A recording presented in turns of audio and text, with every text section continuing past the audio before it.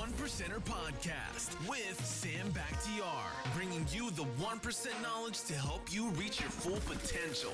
Learn what it takes to rise above the 99% and become a 1%er.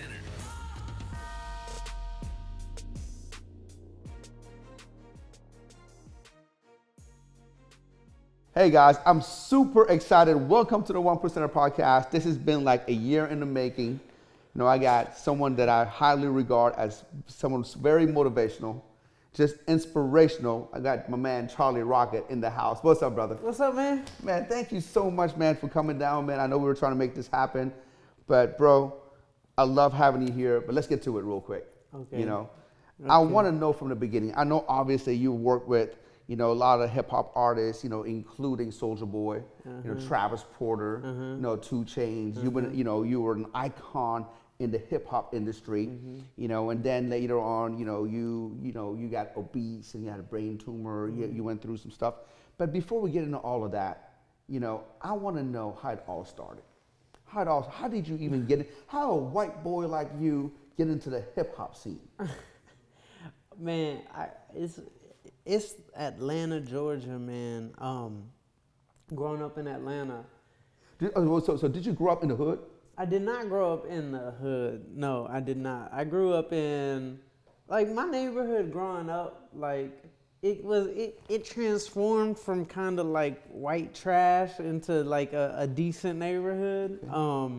So it wasn't the hood, but, you know, it was just, to me, it was all I knew, like, which was cool. But I grew up with, you know, a lot of black people, and Atlanta is what we call, like, now we call it Wakanda, because it's literally where it's the highest net worth of black people in the world. And it's like, we've got this industry, this music industry, and my dad, he was a blues musician. So growing up, like, all the brothers that he was around, they were all cool. They had swag. So I'm like 6 years old looking up at them, and I'm like, these guys are cool. And I liked playing basketball. That was my original dream. So, you know, the white kids, they were more into, you know, baseball. I liked the basketball, though. So I was just always around the culture. And I was looking at, and I've always kind of had this gift of seeing around the corner of what's going to be popping. And when I got into high school, you know, I told my mom, I was like, "Mom, can I put a studio in my bedroom? Like, this hip hop thing is going to be big." What year was that? This was probably 2002, 2000. What were some of the hip hop artists back then that you were like listening to in high school that you were like, man, this is dope, that everybody was listening to at that time? So in Atlanta at the time, it was all about the dance movement, like D4L, them Franchise Boys. You know, you had in Atlanta, like, we really listened to Atlanta music. You know, like, Atlanta music, there's so many songs that we know in Atlanta that we think are the biggest songs in the world, but nobody else has heard because it doesn't leave our perimeter. But we're self-sufficient. We have like a factory of producing culture. America's greatest export is culture. Yeah. And Atlanta influences everything. But there's no big business there. Like, we don't have the media outlets, we don't have the record labels, but we have this scientific formula of creating the way people talk, the way people dress, what they listen to, how they dance, how they move, how they wear clothes. Like, everything is influenced by this city, and it's just what we do. And I'm looking at the game, and I'm like, this hip hop thing is gonna be the biggest thing in the world. And I would like play songs for my mom. I say, "Mom, listen to this." She's like, I just don't get it. And I'm like, no, like, hip hop is gonna be big. And if we were to go back in time and ask, you know, a survey or of sorts, all right, could hip hop be the biggest genre in the world? If we asked 100 people, it would probably be 0% would say yes. Because hip hop is too gangster, it's too risky. You can't compete with pop music. I mean, Taylor Swift's of the world, Justin Bieber's, Mariah Carey's of the world. You can't compete with that. Country music, you can't compete with country music. Rock music, you can't compete with that. Hip hop was always this small thing. So true. The, so true. The biggest genre in the world that ever existed was pop music. And it was 49% market share of top 100 records in the country. That's a big, one genre produces 50% of all music. 2019, hip hop, 64% market share of top 100 records. You take all the other genres and add them up together, they don't even come up to the knee of hip hop. So crazy, Charlie. I came to the United States in 1985. Mm-hmm. You know, I was, a Middle Eastern guy. I came to a little town called Sharon, Pennsylvania. You know, I remember I was the only minority in the whole town. When I walked into school, there was black people and there was white people. And you either wore an AC/DC or Metallica thing, or you had an LL Cool J thing. And at that time, like, hip hop was like an underground thing. You know, we had the Beastie Boys, all that kind of stuff. You had the Fat Boys and the Beastie Boys, and rock was like, gosh, man, it was Aerosmith, and there was, like I said, Metallica, AC/DC. And it looked like rock was like here and hip hop was here. And over the years now that I see hip hop just taking over, and it's the culture, like you said, the culture. And it's one thing that like a lesson we all can learn from in business or marketing is you gotta listen to these kids. Like, when we get older and successful, we are experts technically at that point, when we're old and successful. But these kids are really the experts because they just know what they know. And what they know is what's next. Where when like I'm 31, for example, I'm considered old now because I am operating by an old war strategy. Old software. Old software, where these kids, they don't have any old software. They're just looking around and like, that's cool. So it's like when I was a kid, nobody was listening to me, but I knew this is what was next. And like, for example, like I'm on my way up to Bakersfield for a speaking engagement at this college. And I walk into this Nike outlet, and then I'm always like doing market research. Like, this is me as a businessman. I want to do market research. So I go into this Zoomies store. And I'm just like looking at the fashion trends. I'm not in fashion, but I want to know what's going on. And I saw this kid who was working there, and he was dressed crazy. And I'm like, let me talk to you real quick. I was like, why are you dressed like this? And he's like, well, like I really think things are changing culturally, like buying new clothes. I know I work at this store and sell new clothes, but I have to do this for money, but I don't like doing this because it's not sustainable. He said, everything I'm wearing is from a thrift store. Everything is vintage from the 90s. And I'm like seeing his passion for it. So I'm like looking at him, and I'm like, you know what? I think I wanna hire you to teach me about this, because these kids, these 20-year-old kids, they know what's next. So I had him completely revamp my entire wardrobe. Everything I'm wearing is vintage from the 90s and the 80s, everything, even the glasses. It's sustainable. And this is about 4 months ago, right? Virgil Abloh, who is the biggest designer in all of fashion right now, black kid from Chicago, was Kanye West's DJ and creative director. Now he's the director of Louis Vuitton. He has one of the biggest fashion brands in the world called Off-White. And I mean, it's the first time an American designer has been respected in Paris for fashion as a streetwear brand. He made an announcement about a week ago. He said, printing on clothes and making new clothes is coming to an end. Streetwear is going to die. Vintage clothes are the next wave. is sustainable. So it's like I'm looking at this kid, 20-year-old kid 4 months ago, he already said this. Now I'm hearing Virgil, the biggest designer in the world, saying it, but that's why it's important we listen to the kids they know. When I was a kid, I knew that this cultural trend of hip hop was going to change things. Now you go to a sporting event, you go anywhere, it's all hip hop. So that's one of the things that I do constantly in business is my market research. I get off the fact that I think I know everything, and I am listening, and I mostly listen to kids. Have you ever heard of the term like dad hat? Are you familiar with the term dad hat? Yep. You familiar with the You term? invented it, right? Yes. Yeah, I know you invented it. And this came from talking to a kid. Yeah. Because I was doing all this clothing stuff in the music industry, and we had just got done selling 2 million in sales of ugly Christmas sweaters in 30 days. It was a viral sensation of me thinking of an idea. So then I started this clothing line called CEO Millionaires. It was CEO, comma, OOO, comma, OOO. And it was going viral as well. And we had these hats, these snapback hats that like flat bill with the little plastic on the back. And we embroidered the CEO across the front. And I'm giving them out to like these cool kids. And one of these middle school kids was like, we don't wear snapbacks anymore. And I'm like, what are you talking about? All my rappers wear snapbacks. Mm-hmm. Like, and they're the coolest people in the world. He's like, nah, we don't wear those. Like, that's not cool to us.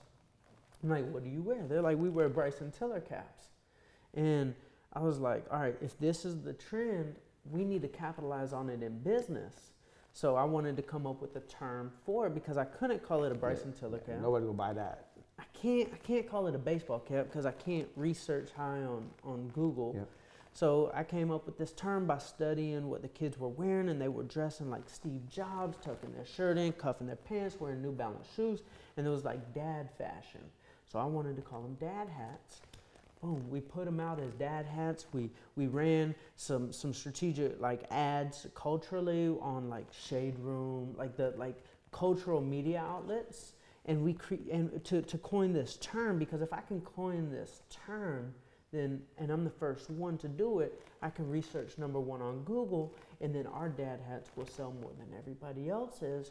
So after about 2 weeks of doing this, I saw on Twitter, Chris Brown and Fabulous got into a little like Twitter debate about the fashion, and they used the term dad hat. And the term took off. Next thing you know, Macy's is calling them dad hats, Zoomies, Tilly's, Lids, Nordstrom's. Like, it became a new industry standard. So we basically, like this is kind of like a dad hat. Yeah, this is a dad hat, like an old school dad hat. So, like, effectively, we changed the name of baseball cap. Like, culturally, now stores don't call this a baseball cap. They call this a dad hat. And that's that, like, influencing culture, like game that we always like to play in Atlanta. But it all came from listening to kids. And I think that's something we all should do. I think as we get older, you think you know it all, which you do. You know a lot. But you don't know what's next. Mm-hmm. The only people who know what's next are the kids that are coming up. Mm-hmm. Because those are the new trendsetter, the new things, man. You know, you have a term called Master of the Jungle. Yes, Professor of the Jungle. Professor of the Jungle. Yes. Okay. Can you talk to me about that a little bit? What do you mean by becoming a Professor of the Jungle? All right, I got this from reading Phil Knight, the founder of that company. Shoe right Dog? there. Shoe Dog. So he talked about this because his company was taken off finally after his saga of trying to get it off the ground, and he was opening up a factory in Thailand. In Vietnam, and he grew up during the Vietnam War, so this was kind of weird to him that all he knew was that we were fighting these people. Now his company is about to have a factory there to help the people. So he's getting to know the government as he's setting up this factory. And they said, is there anything we can do for you, Mr. Knight? And he said, there is something. I want to meet the general, the man who is responsible for the army that defeated the biggest superpowers in the world. This little tiny place and this little tiny general defeated all the superpowers. Nobody could beat him. So he wanted to have a sit-down meeting with him before he opened his factory. He said, "How did you do it?" And the little general, he was like 5'2". He said, "I was a professor of the jungle. I knew where every creek, every ditch, every tree, every hill, every blind spot in the jungle was. And I studied it." And so I was thinking about this with myself. Like in the music industry, to kind of rewind the story a little bit, I was living in my mom's basement. I had nothing. I had been fired from being Soulja Boy's cameraman. I had lost all my money that I made in high school trying to start this hip hop website. I ended up on tour with Soulja Boy, got fired, signed this girl group, got him a record deal. They left me for Sierra's manager. I'm back in my mom's basement. I'm just like bumping my head for years and years and years, failing at like getting into this music game. It was really bad. Like everybody was a bad person, it seemed like. And I found this group named Travis Porter, and I needed to win bad to get out of my mom's basement. I had no money. They had no money. They were living in their mom's house, and I told them I was going to make them famous. And this is when I leveled up my life, and I wanted to become a professor of the jungle. In order to navigate this scary, dark forest of the music industry, as an 18-year-old kid, I needed to get good, like a professor level good. And I studied the game. I wanted to break down the anatomy of exactly how a song goes national. I want to know every ditch. I want to know every cave. I want to know every single thing about this. And I boiled it down to this one thing. It was, okay, a song is national, top 10 record in the country. How? Okay, there's these radio stations. And then there's this radio station company called Radio 1 that has like 13 of the biggest urban stations in the country. And they have a call with the Atlanta station program director. His name is Hurricane Dave. And they asked him what song should go national. So he might be the most important man in the music industry. Well, how do I get to him? Well, he has a weekly meeting with his mix show DJs, and his mix show DJs are in these clubs in Atlanta spinning records, and specifically they're in these 2 or 3 strip clubs. So then you've got these 2 or 3 clubs influencing these 6 DJs. Well, who influences these DJs to play certain records? Damn, you reverse engineer the whole thing. All the way down to these couple dancers. Because these dancers are important in Atlanta. They have influence and power over what gets played because they ask the DJ during my set, I want you to play these songs.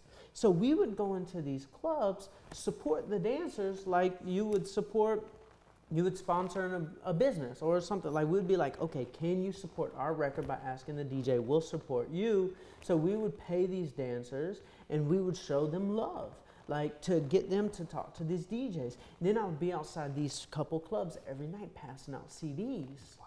Because it's like, okay, if I get the people, I get the dancers, they'll get these couple DJs will get Hurricane Dave will get these 13 stations, and I'll have a song go national from a few dancers. See, I love how you broke that down because most people will go for Hurricane Dave, right? Mm-hmm. And you can't get to him. Mm-hmm. Nobody, you don't get, how many people try to get to him? He's going to get 1,000 messages, he's going to ignore all of them. That's right. So you went down the chain. Yes. And reverse engineered. Yes. And wow. You know what I call it? So like this is a marketing tactic that I use, and I call it boiling water. Boiling water. It is the easiest thing we all can do. But if I were to start a business, I would first have these like big visions of like all these people caring about my business. But that's like boiling a lake. And maybe Elon Musk can figure out how to boil a lake. I don't know how to boil a lake. Like when I think about it, that's a lot of water. I'll need a lot of fire. I can't make that much fire. But to boil a pot of water, I mean, we can go in your kitchen right now. I could boil a pot of water. But the interesting thing about boiling a pot of water is it's small, but if it's boiling, I could add a little bit of water to it and put it in a bigger pot, and that gets boiling quick. Then I could get a bigger pot and put more water, and since all that's hot, it makes the next pot boil. So what I would do is I would boil these pots of water. I would take one club, and I would boil it. And then that, boom, then I'll get 2 clubs, and I'll boil. Then I've got a neighborhood in Atlanta boiling. Then I've got all of Atlanta boiling. Then I've got Georgia boiling. Then I got the Southeast boiling. Then I got the whole East Coast boiling. Then we get Texas and St. Louis. Then we get the Midwest. All because I started with a pot of water, and I looked for these items. It's what I call pin action. I said, give me the pin that knocks down all the rest. It's like bowling. Give me the pin that knocks down all the rest. If I hit that pin at the right spot, I can efficiently knock down everything. So Hurricane Dave was the pin that knocked down all the rest. So let me be smart about where I spend my time. Let me be smart on the pots of water that I boil.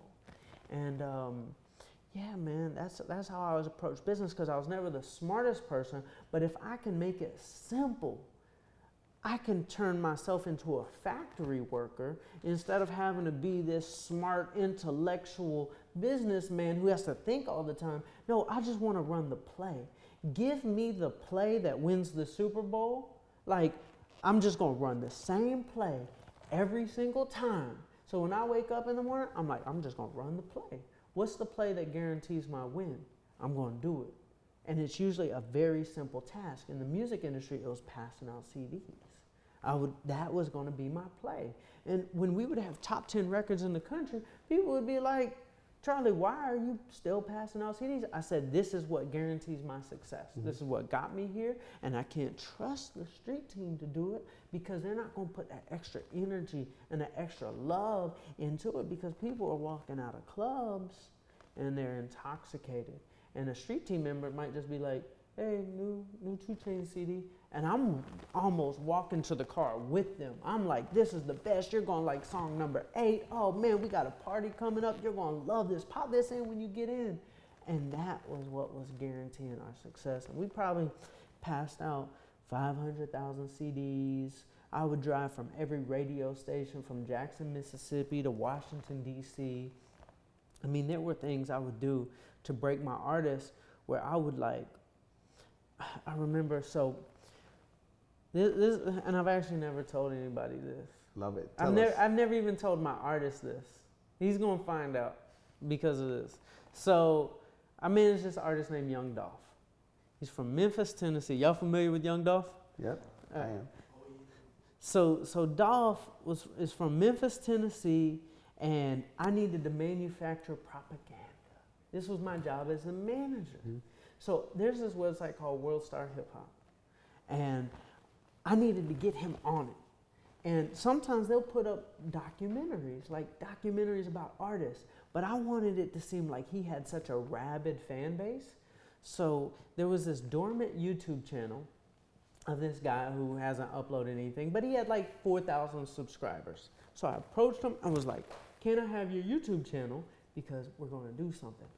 I hired my videographer to take all Young Dolph's interviews and all his stuff off the internet and make a fan-made documentary. Like, this is, like, we used a fake name. We used, like the intro on the documentary is like, I'm a big fan of Young Dolph, and I just, think the world needs to know his message, so I made this entire documentary about him. Little do you know, it was just like me and my video editor manufacturing propaganda. So I'm calling World Stars like, you wouldn't believe Dolph has the craziest fan base in the world. Look at what his fans are doing. They're making fan-made documentaries about him. And it's some like alias person. And I'm like, look at this. And World Star put it up. Wow. And it would be like, it would be these moments. And I learned this from DJ Khaled. To get on World Star, like the big box on World Star, where you'll get millions of views in a couple days, they would save those spots for like big artists like Rick Ross and 2 Chainz and Future. Like that's prime real estate. But in order to manage Young Dolph, he was like big in the streets, and he was like, he had a lot of money, and he didn't trust people, so he didn't want anybody managing them. And I wanted to be his manager, and I said, I can get you at the top of World Star.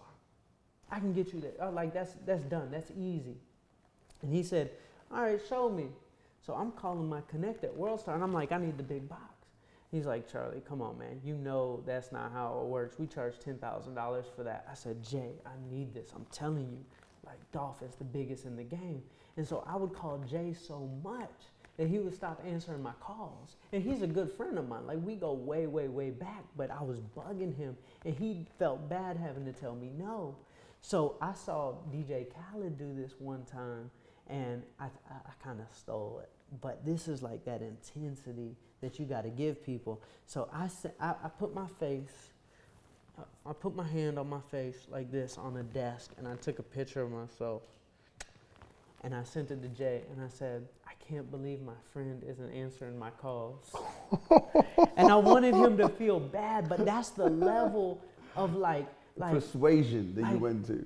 Like, man, like, come on, Jay, I need you. And I was able to persuade Jay, the guy who ran World Star, to actually put Dolph at the top. And I proved to Dolph I could do it. And I would manufacture all this propaganda, like, to make him seem larger than life. And, I mean, Dolph is now, like, $50,000 a show. Like, without a huge radio record, you know? So it's just crazy what can get done with these strategies, and just not taking no for an answer, and becoming a professor of the jungle, and boiling the pot of water, and finding that one pin that knocks down all the rest. Like World Star was that one pin. Yeah. So what extent was I gonna go to knock down that one pin? Here's a fan-made documentary. I'm gonna call him 100 times. He's gonna have to tell me no 100 times. But then I get creative and do all sorts of different things. And next thing you know, it picks up momentum. Wow. So you were in the music industry, you know, for many years. Mm-hmm. You know, you had great success. You became a millionaire in the music industry. Mm-hmm. And at one point in your life, you stopped the music industry. Mm-hmm. You know, I don't want to do this anymore. Mm-hmm. What happened? Man, I had a wake-up call, man. I remember it was the night of the Grammys. This was crazy. You actually won a Grammy, right? This was the night we won a Grammy. Yeah, we won that night. And I didn't even go. I was so sick. I was so depressed. I was so lost. I was so broken. Like, what do you mean? So you achieved mega success. Yeah. You won a Grammy. Yeah. You know, everything that you wanted is happening. Yeah. But yet, you felt lost. You felt depressed. You felt broken. Yeah. Why? I mean, like I was 300 pounds, Sam, and there was only one thing I ever wanted in my life. I wanted to know what it was like to be fit.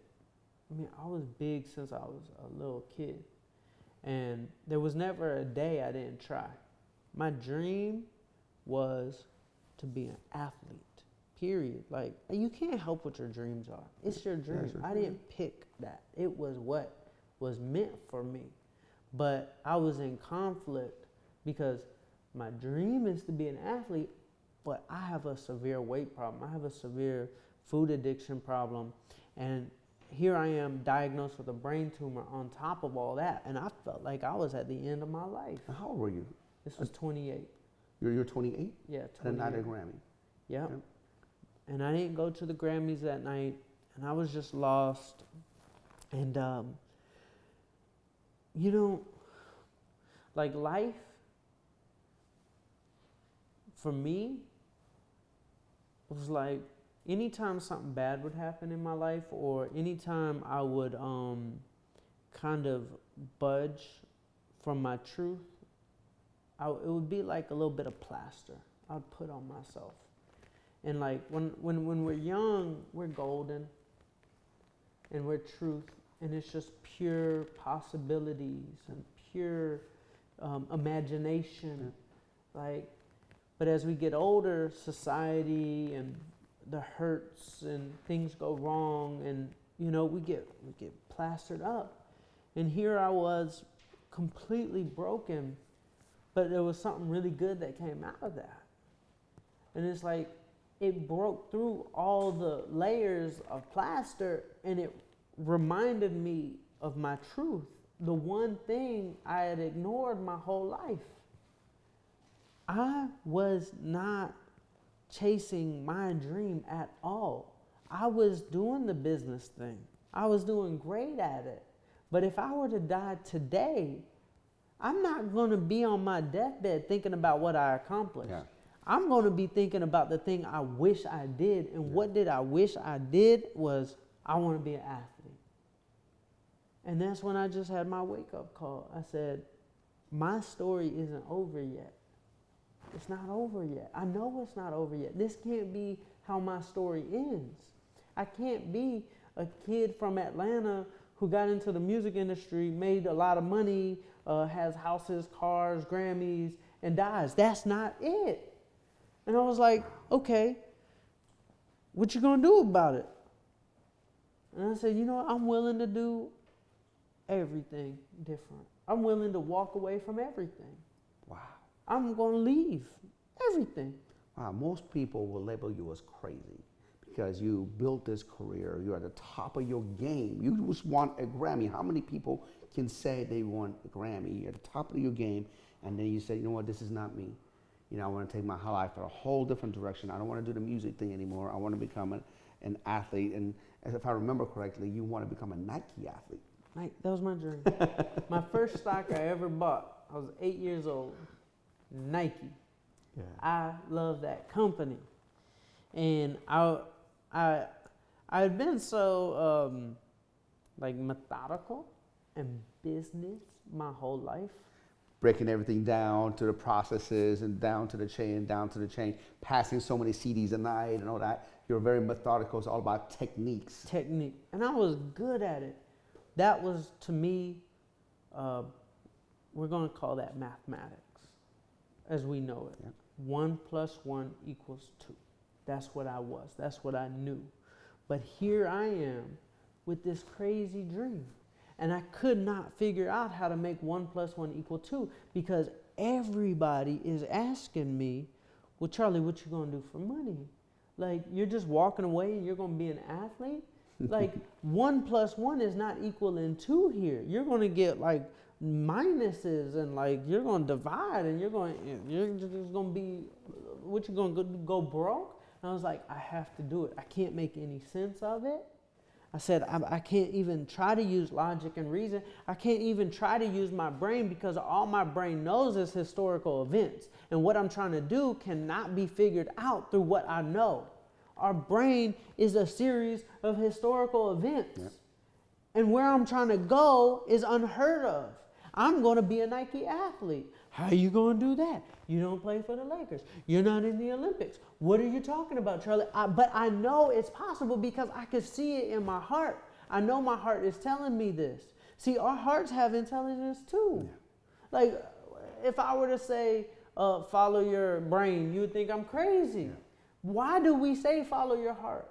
Why do we say follow your dreams? And we say gut instinct. That's all in this area. Yeah. We're not, but we spend all of our time right here. So like, come on, man. Like, I got tired of doing math, which was here, because it led me to a place of almost being off this earth. Mm-hmm. So if my heart and my brain have been in conflict their entire life, they're having conversations with each other. The heart says, I want to do this. And then the brain says, come on, Charlie, be realistic. So then the heart gives up, lets the brain work. The brain is driving. You're in the driver's seat. The heart's in the passenger seat. And then we keep getting in wrecks. We keep getting in wrecks. And then the brain one day just says, okay, maybe I don't know everything. Maybe you should drive. That was that point in my life near the Grammys where my brain was saying, you know what? Maybe I'll give this thing a shot and let you try driving. Because we really don't have another option. That's when you start manifesting things. I needed something bigger. You needed something bigger than 1 + 1 = 2. I needed 1 + 1 = 1,000.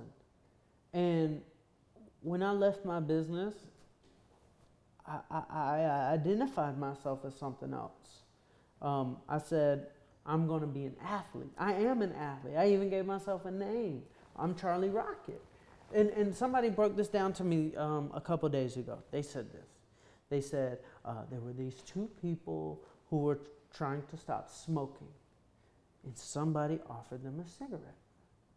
One of them says, I'm trying to stop smoking, I'm good. The other one said, I'm not a smoker. Made my head explode. I said, that's what I did. That's how I was actually able to figure out how to attract things and how to actually keep my habits, because I said, I'm an athlete now. I had no choice. I'm not a businessman anymore. I'm not CEO Charlie. That used to be my old name. I said, I'm an athlete. And what do athletes have? Well, they have, deals. They have like a Nike deal. Well, I need a Nike deal. Well, how am I going to get a Nike deal? I'm chubby. I'm still chubby. I've got a little chubby gut. Like, how are you going to be a Nike athlete? Well, I said, I really believe in the law of attraction. And if I am something today, I can attract it. Like that's what everything I studied with quantum physics and the law of attraction always says, be it and it will come. So I broke it down like this. Okay, that kind of makes sense to me, like a radio. Like if the radio wants to receive a song, it must tune to the frequency in order to receive this thing that's just invisible flying around the air. But once it tunes, it becomes the frequency, then it could hear the song. The song was there the whole time. The song is playing right now, but we can't hear it because I have the radio in this. We turn the radio, we can hear a whole song. So I said, okay, how do I tune to the frequency of being a Nike athlete? I got to actually be one first. I got to be one to me, and I got to believe it. I said, what do Nike athletes have? They have Nike commercials, and they wear Nike clothes. So I said, I'm going to make a fan-made Nike commercial, and this is going to be my law of attraction lighthouse to attract Nike into my life. And everybody thought I was crazy. And I would call all my producer friends in LA, and I say, I'm looking for a videographer who can make my Nike commercial. And they're like, okay, Charlie, tell me what you're looking for. I said, well, I need somebody who has really nice equipment, who can shoot, who can edit, who can color grade, who can score, who can make original music, like very like Hans Zimmer style, like with the strings, like this is like emotional music, and I this is what I'm looking at, and I need somebody who can color correct. They're like, Charlie, that's going to cost $70,000 with all those different people you need to hire. I said, what do you mean all those different people? There's going to be somebody who can do all this. They're like, Charlie, this is Hollywood. Editors work at studios. Musicians, they do music. Like they don't shoot videos too, and mixing and mastering the audios and color grading. This is 7 different people. You're going to spend a lot of money on this. I said, don't tell me something's unrealistic. I said, everything I've done in my life has been unrealistic, and this is going to be another one. I'm going to be a Nike athlete, and I'm going to find my videographer. And there was a day I sat on my couch, and I pulled out my quantum possibilities now, notebook. I'm going to stop you for a second. Like you walked in here in my house with this big-ass, notebook, So you call this your manifestation book? This is my quantum possibilities notebook. Quantum possibilities. Because notebook. I study quantum physics, and in quantum physics it states that atomic particles are not pieces of matter, they're energy, and energy is waves. And waves mean there's not space in between you and I, that would be matter. If we're energy, then that means our waves are colliding. And I said, I'm already connected to my dreams. I'm already connected to everything that I want. I just need to tune to the station so I could hear the wave. Now, what is a radio? What is a song flying through the air? That's a wave. So I can receive like a wave. I can receive a wave. Well, if everything is a wave, then that means I can receive everything. I just got to tune to the station. So this day, I said, today is the day I searched and found my videographer/editor. This is the exact sentence I wrote. Today is the day. It wasn't in this one particular. This was a couple years ago. But I wrote down, today is the day I searched and found my videographer / editor. It's done, ! It's easy, ! Magic words. It's done. Like it's done. It's already done. Time hasn't caught up yet. That's me tuning to the frequency. I'm not saying I want it. I'm saying it's done. I want to be a Nike athlete. It's done. I would write down in my book, I'm in a commercial with LeBron James and Serena Williams. It's already done. Time hasn't caught up yet.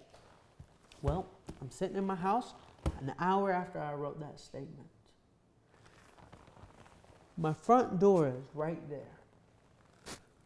Front door opens. My roommate, Morgan, who might be the most boring human being on earth, walks in. He's an accountant at Whole Foods. Oh, God. Following behind him is a cameraman. Now imagine the most boring person in the world being followed by somebody holding a Steadicam. Like, what are you doing with a cameraman? He said, well, my friend Manny called me and he wanted to shoot something at the house. So here's this cameraman. And I look at the cameraman and I'm thinking to myself, I just wrote the cameraman. But chances are, if he's shooting Morgan, he's probably not very good. So I asked him, I said, you do videos? And he was like, yeah, I do videos. He looked real sad. And he talked really funny, like a skateboarder. Like he talked like somebody who's not very tech savvy. And I said, well, tell me about your work. He said, well, nobody ever really pays me. I just do stuff for free. And like, I'm doing this job for free, but it's like, yeah, this sucks. Like, he was very low vibe. But I said, let me see your work. So I pulled up on the computer. He had this little short film. I said, did you shoot this? This is beautiful. He said, yeah, I shot it. I own a whole bunch of cameras and Steadicams. Basically, I'm kind of like a hoarder. I just like take my money and just buy stuff. And I don't know why. I'm like, did you edit this? I said, yeah, I edited. I use Adobe Premiere. And then I said, who did this music on this? Because films, it's all about the music, like, and how it makes you feel.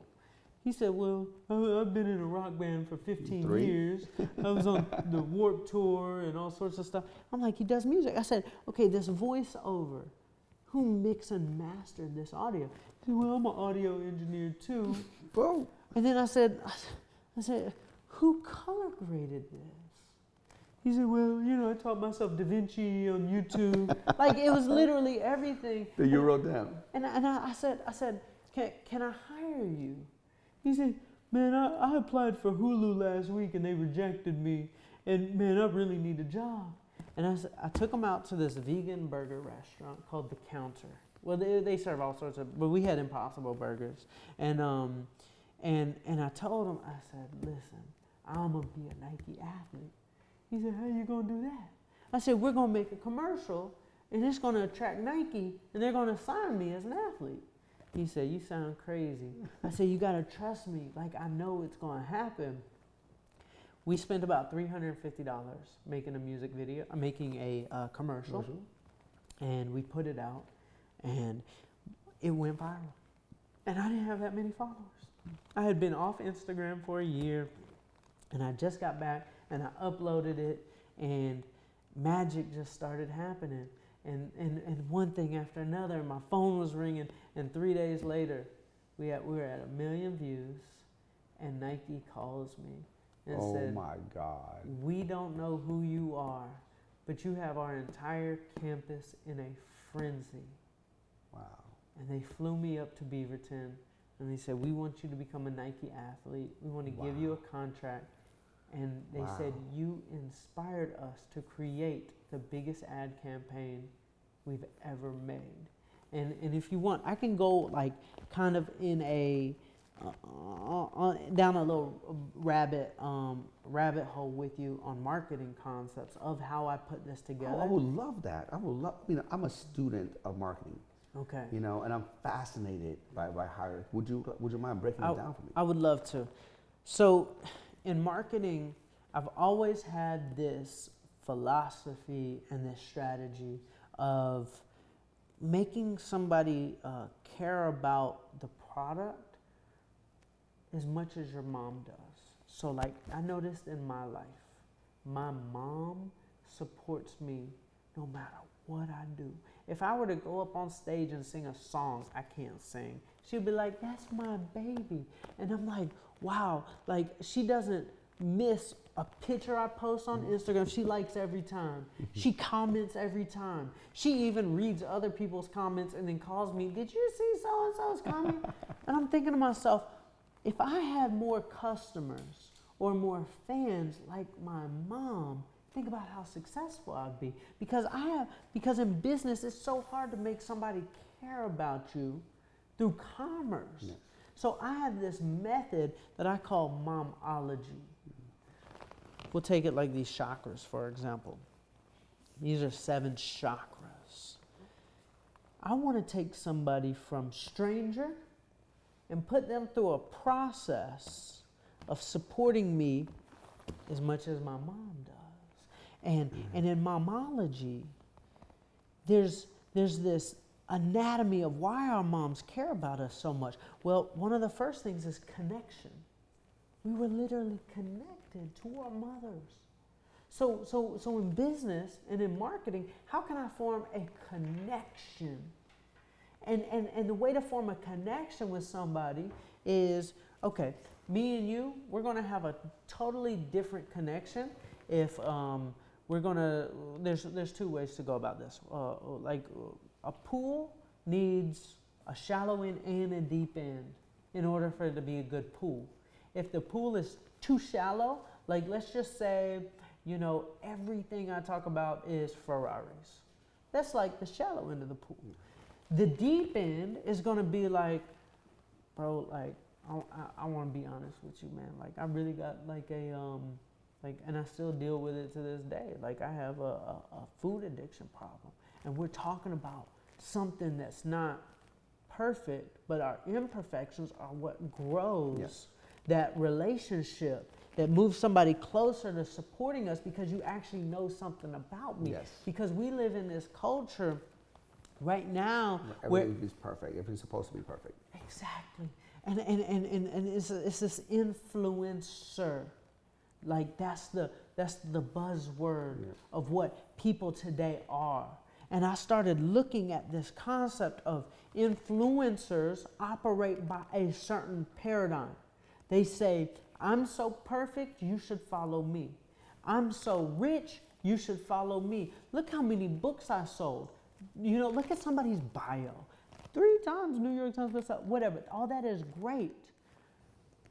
But influential people operate by the opposite. They're also vulnerable. Vulnerable. So let's take relatable. Relatable. It's totally different. Let's take Oprah, for example. Yeah. One of the most influential human beings on this earth. Why? I will break it down, Sam. While influencers are saying, I'm so perfect, that's why you should follow me, Oprah has this special place in our heart where she has the story of her getting abused as a child. That brings us closer to mom status. She has the story of getting fired. That brings us closer to mom status. Then she has love problems, just like so many people. That brings us closer to mom status. She has weight problems. So many people. Just like so many people. Why do you think she's so influential? Because she's just like us. She's not trying to be different than us. Why do you think Michael Jordan, when he touched the basketball, you can go back to any game. If he catches the ball in the second quarter, the whole camera is flashing. Anytime he touched the ball, cameras are going off. That doesn't, I'm sorry, LeBron, I'm sorry, Kobe, love y'all to death. That doesn't happen for anybody else. You know why? Mike had a place in our heart. He got cut from his high school basketball team. LeBron lost 1 game in high school.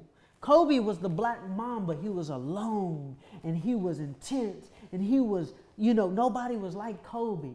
Nobody's like LeBron. He's the king. Michael Jordan was the opposite. He was the underdog. What's up, guys? I know, you've never seen me before. My name is Justin, and I'm the manager of the 1% Podcast. You know what, Isaac? Get out here. Get out here. Come here. Come here, man. And this guy right here, What guys? he makes it happen. He is the editor-in-chief of the 1% Podcast. Get behind the camera now. Unfortunately, this clip with Charlie, it got cut short. So if you want to see the full interview with him and Sam, you're going to want to click the link down below. It's going to take you to Spotify or iTunes. And at the end of the interview, Charlie gives away something very valuable. So click that link. We'll see you guys next week. Take care, 1%ers.